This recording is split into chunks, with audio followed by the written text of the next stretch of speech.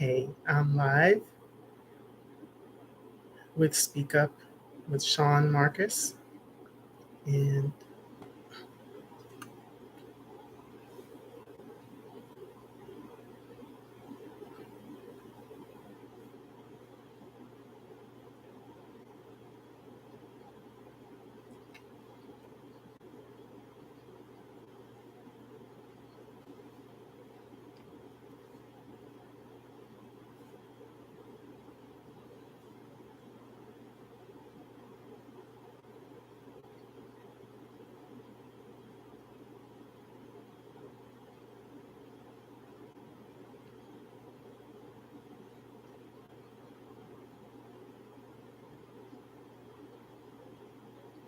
sure. So, weight management has what I've discovered is that the weight issue is usually a result of mental health and the things related to that, like mindset, different things that people think about themselves because of what they have learned or heard over their lifetime, and they don't even know that that's been programmed or conditioned within their subconscious. And so they learn to say certain things about themselves, even if someone was not saying that about them.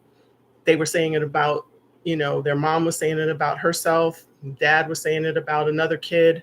And those things start to, they affect you later on, and people don't even realize it because it's in the background in your subconscious. And so then it starts to come out in other ways, like weight. And that's why I've had to focus in more on how people handle that. And then we can make some headway in the weight department.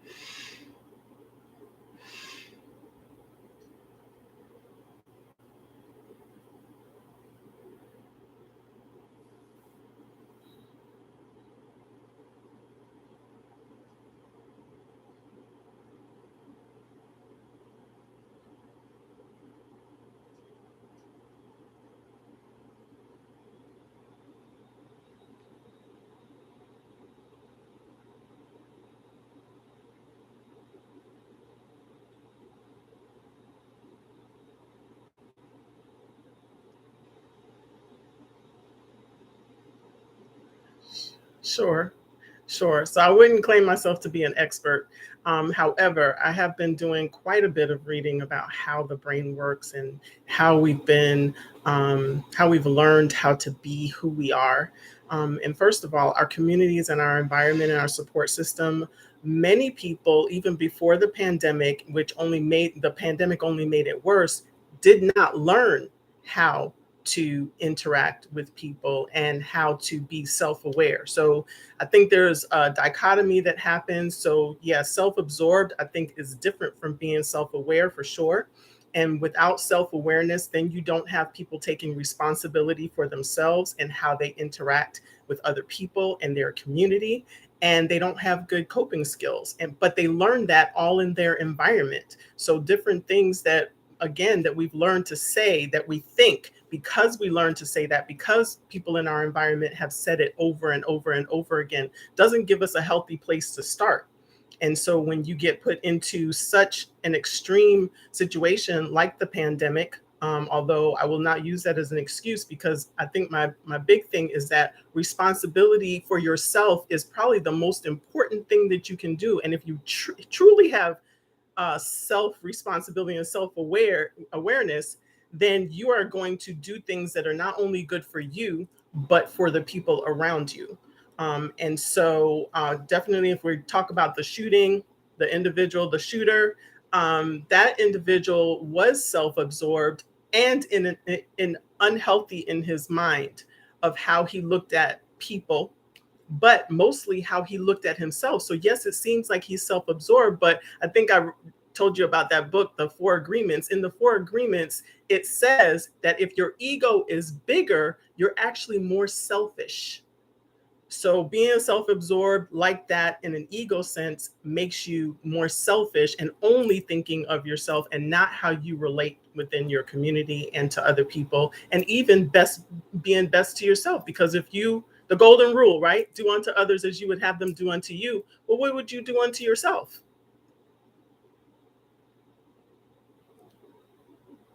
Okay, so so a lot of people don't flip that like that. You think it's only how you take care of other people, but you can't take care of anybody else well unless you take care of yourself. And that's why self-care has become so big. I'm a big advocate for self-care, especially for moms, but everybody needs self-care. But I understand from a mom's standpoint that we get wrapped up in the expectations of the of community and of society rather than seeing what works for me, what helps me stay healthy so that I can keep my family healthy. And I think that those are vital things that don't get talked about. We're called selfish if you think about that.